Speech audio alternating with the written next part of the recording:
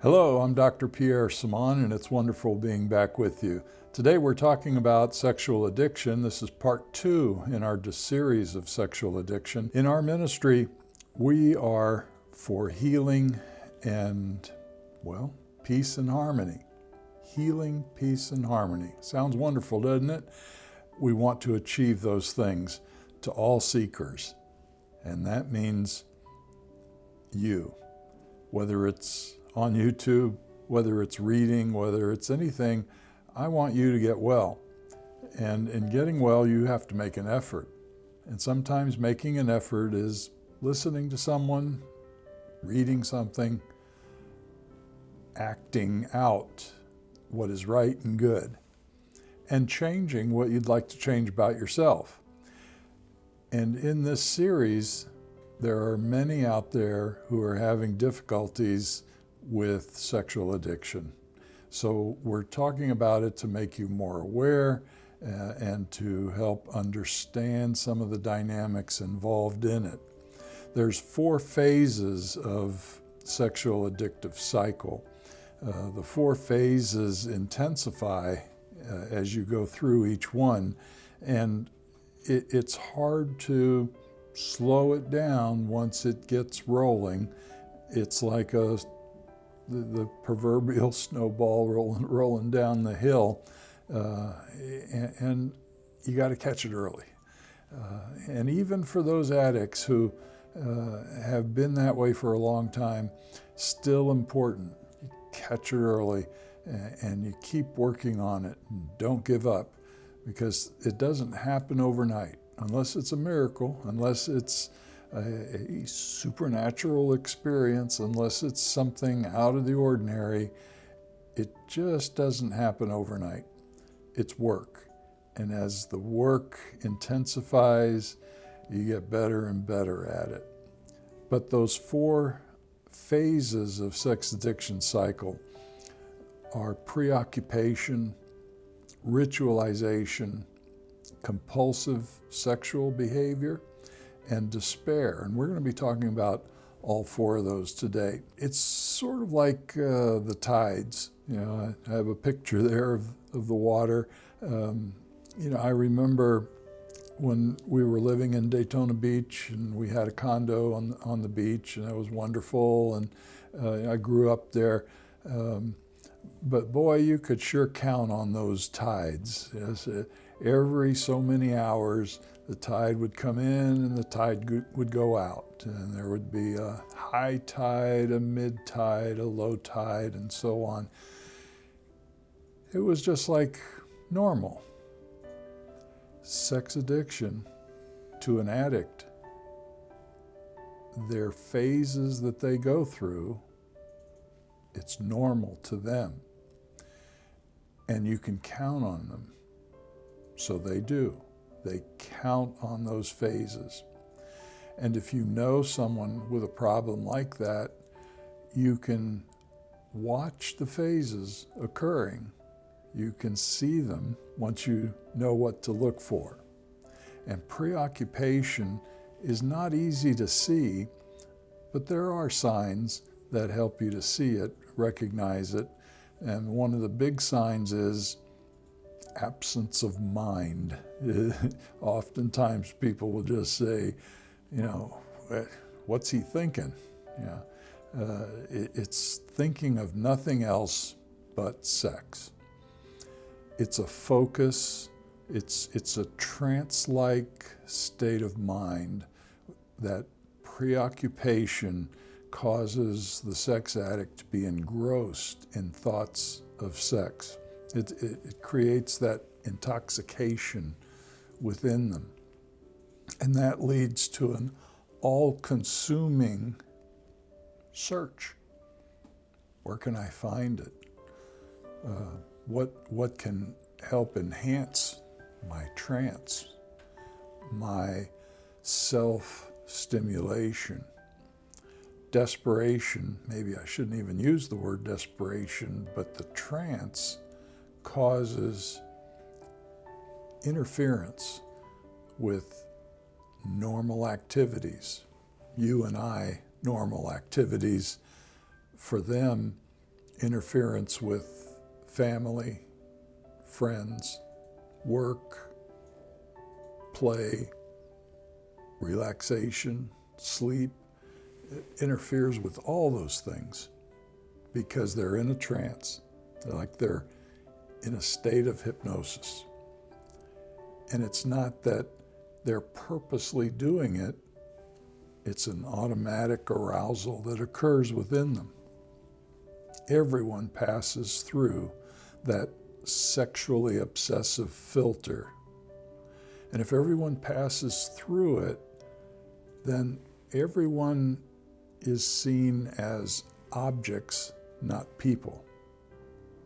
You become an object. Their thinking, their thoughts, their sexual acting out thoughts, their imagination, their fantasy, their idealization is now playing out in their mind like a video. And they're not even realizing it. Their eyes may look glazed over. They may look like they're in a trance. They may be just sitting and staring.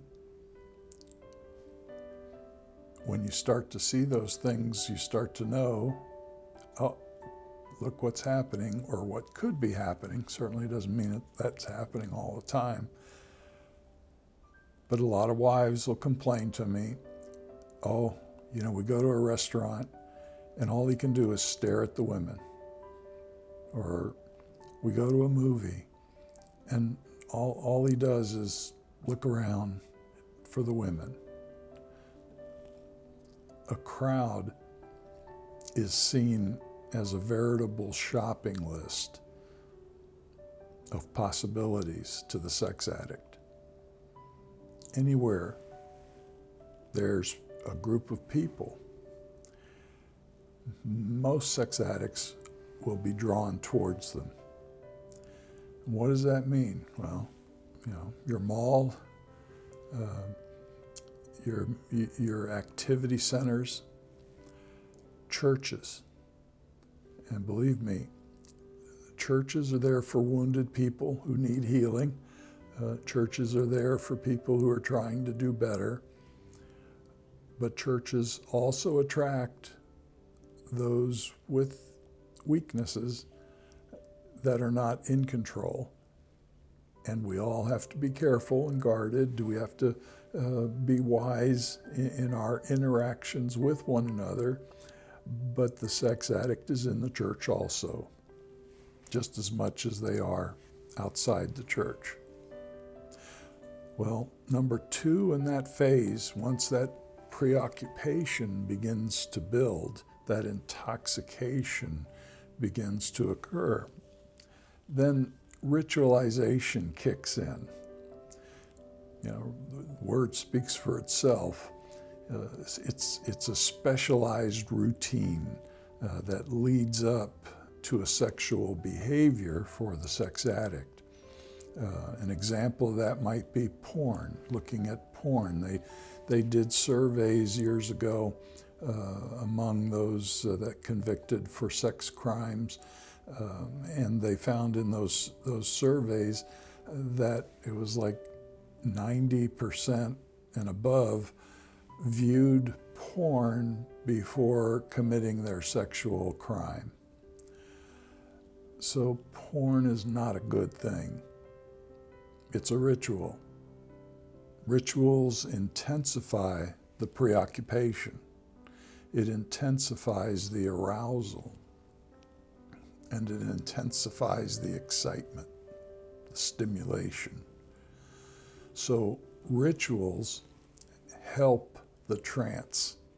It helps that engrossing thought, picture, images, the imagination for the sex addict. And you know what? Rituals help the sex addict to not have to think, because they're in the moment of fantasy. They're in the moment that they don't want to stop to think. And so you might ask questions, you might be talking to them, and they're not responding, as if they're not hearing you.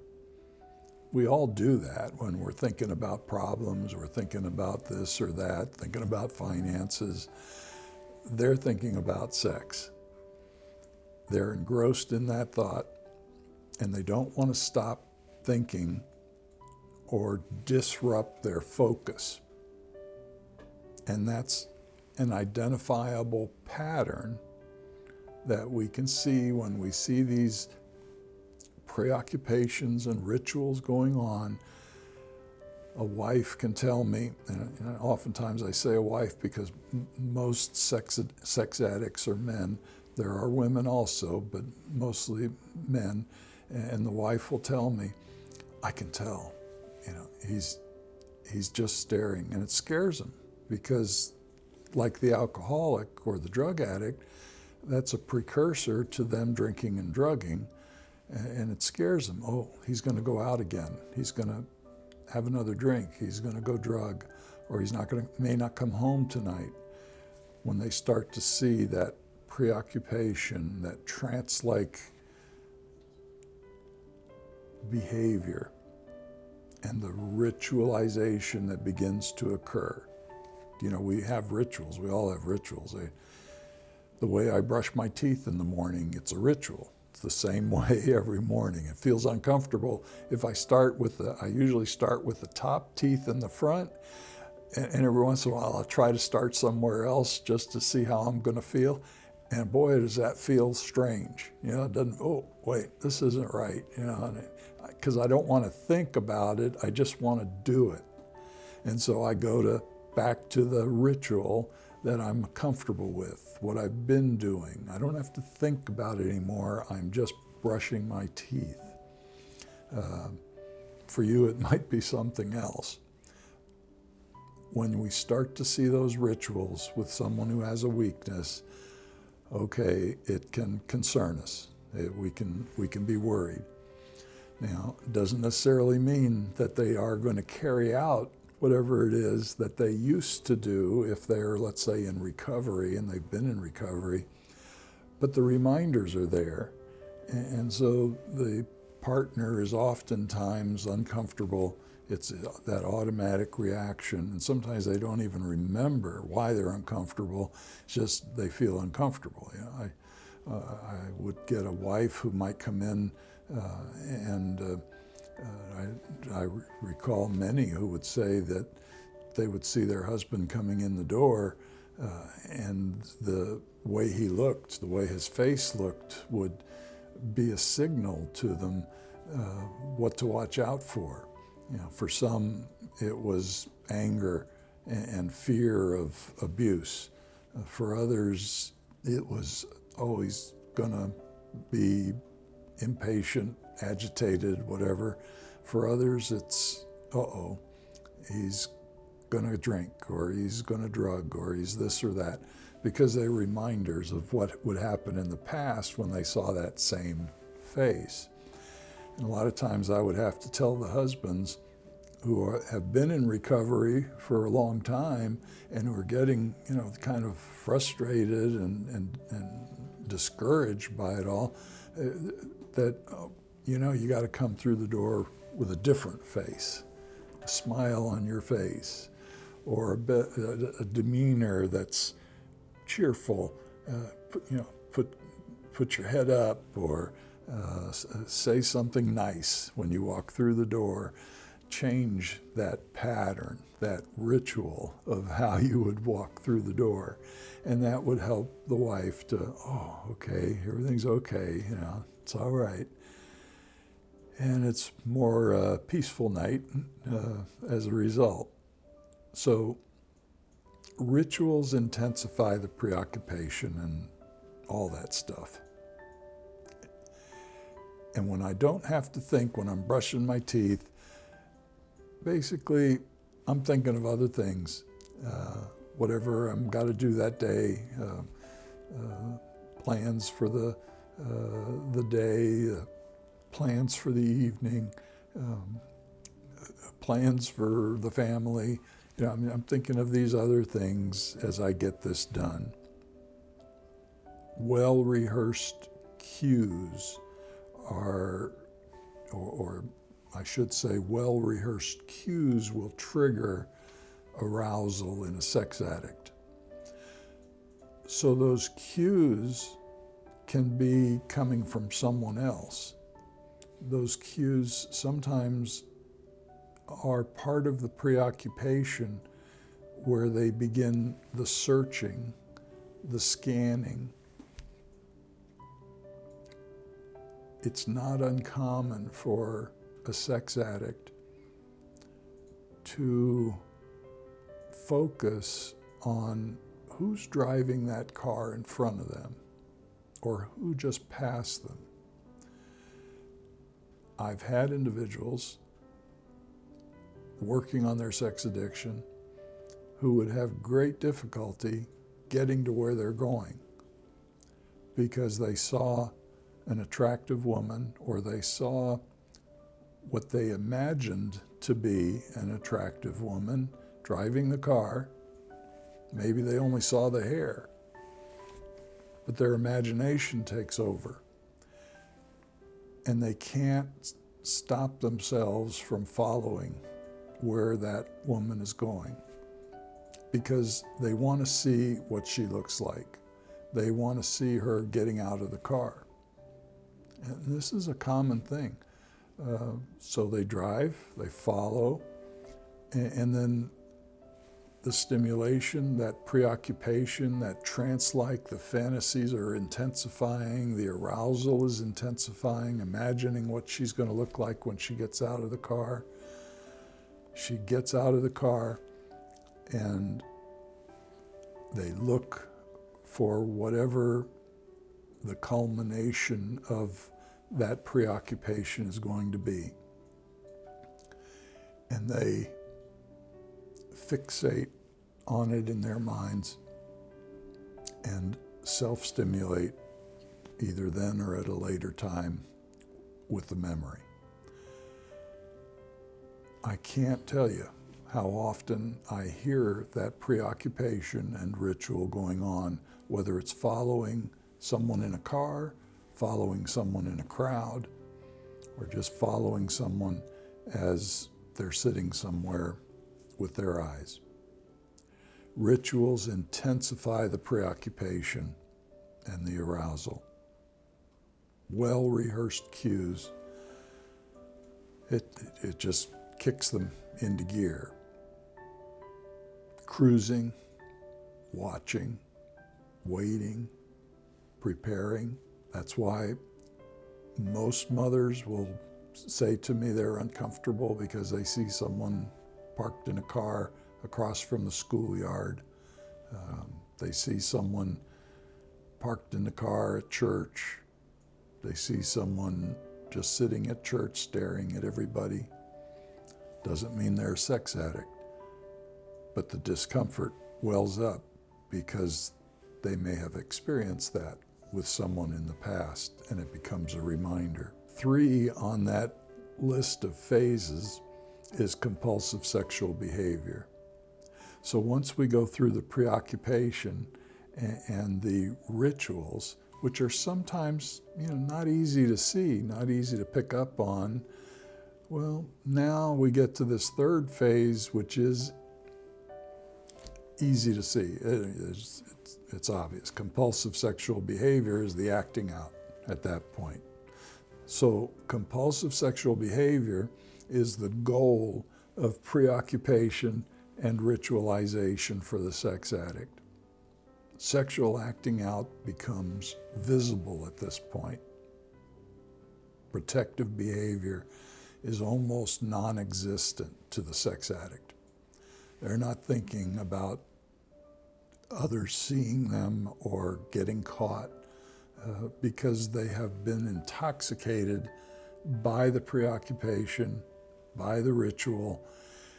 All they see is this movie going on in their minds. They're engrossed in that first row seat in the movie theater. All they see is the screen playing out. No one is sitting behind them or around them. No one is there. They are there with that screen playing out. They're involved. They're engrossed in it. They're part of it. It's a trance. And as a result, they often get caught in that. And so you hear about this all the time, where somebody gets caught in the bathroom of a fast food place exposing themselves to others or to children. What in the world are they thinking? They weren't thinking. They were in a trance. They didn't think about getting caught. They didn't think about anything else. So sexual acting out becomes visible at this stage or this phase. Protective behavior, nope. It's what's satisfying. It's what they need. It's what they have to have as a sex addict. So a sex addict is powerless over their behavior at this point. It's uncontrollable. Failure to control that sexual appetite is actually a sign of addiction. Failure to control a drinking appetite is a sign of an alcoholic, addicted to alcohol. Failure to control eating, failure to control drugging, failure to control something, that's a sign of addiction. We all have to have self-discipline. We all have to be able to control those things in our life, especially those things that make us feel good, and moderate them. Moderation is important in almost every aspect of our life. Well, step 4 or phase 4 in sex addiction, if you think about it, after the culmination, after the stimulation, after all is said and done, despair. Woe is me. Now they're thinking. Hopelessness wells up inside over their powerlessness. They're recognizing, I didn't want to do that. Or I told myself to never do that again. Remember, we talked about the 4 Ds leading to depression in a previous series.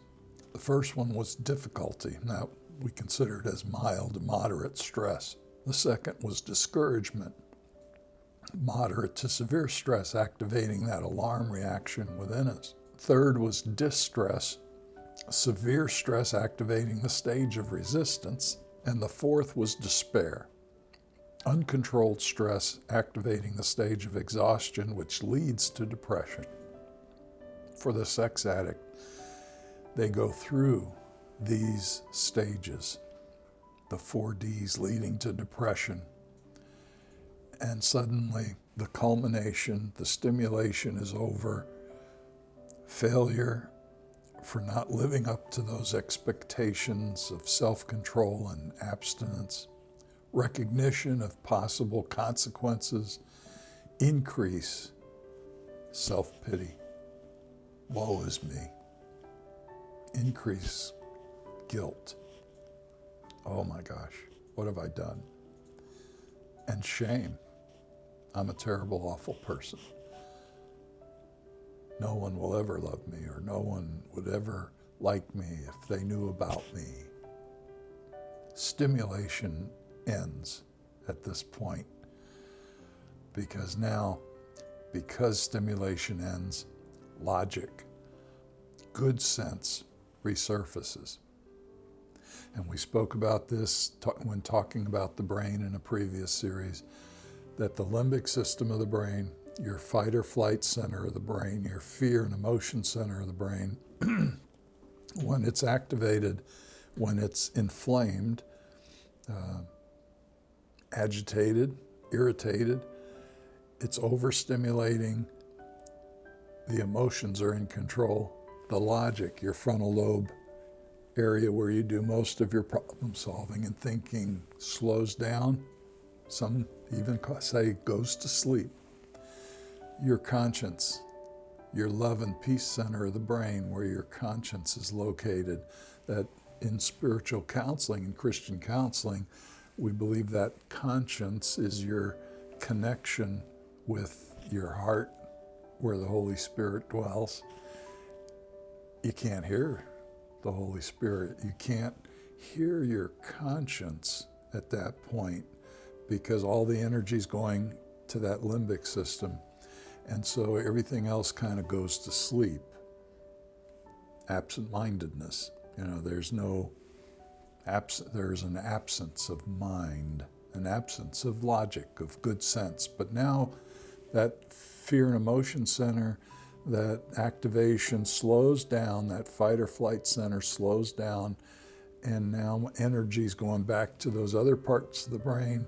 You start thinking, oh, I could get in trouble. Woe is me. And the next thing you know, self-hatred.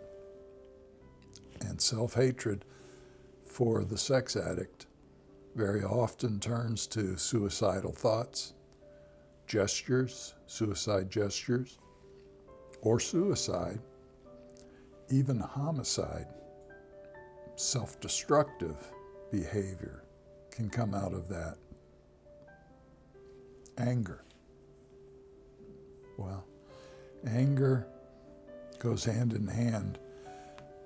Some sex addicts, and it depends on their temperament, it depends on how they were raised.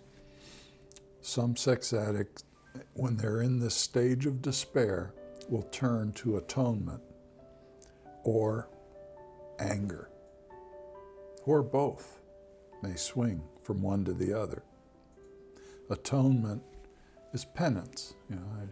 I grew up Catholic, so I think of that word penance. We're often told to do penance.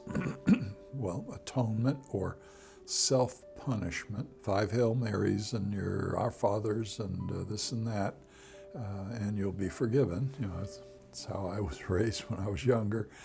I know now you don't have to do all that. I'm already forgiven, but I ask for forgiveness if I do something wrong or think something wrong, and I know that the Lord forgives me. But for the sex addict, it's a ritual, again, of atonement. They have to do something to make themselves feel like they've done their penance and they're okay. Well, with that, then what's going to happen to some of them? They're going to feel better because now they're helping others, or they're the best teacher, or they're the best pastor, or they're the best instructor or coach, or whatever it might be. They work harder at it. They're atoning for their sin. They're atoning for their sex addiction, acting out behavior. Some turn to anger. Instead of atoning, they project their self-hatred onto others, and they become mean, angry. Little things, after they have gone through that cycle or those phases, and they're in that despair, they strike out, projecting their self-hatred, transferring it onto others. And that's where violence comes in the home very often. Not uncommon for a wife to tell me that after she has experienced his demands of his self-fulfillment, that then he becomes angry and physically abusive towards her. He's projecting that self-hatred because he couldn't control himself sexually. It doesn't have to be that way, but if you're on the victim side of that, you don't have to stay a victim. Get help. Talk to someone about it. Deal with it. If there's hope, he'll change. If there's no hope, your only hope is to get out from under it. get away from it. God forgives all sins as believers in Christ, even divorce or even escaping, whatever it might be. It's forgiven. He knows our hearts. And when we make mistakes or we're involved in a bad situation, we need to work on it, do our best to try to bring healing to it. But if it doesn't work, then get those instructions from God. What is He saying to you about what you need to do? I hope this was helpful for you. God bless. We'll talk to you next time.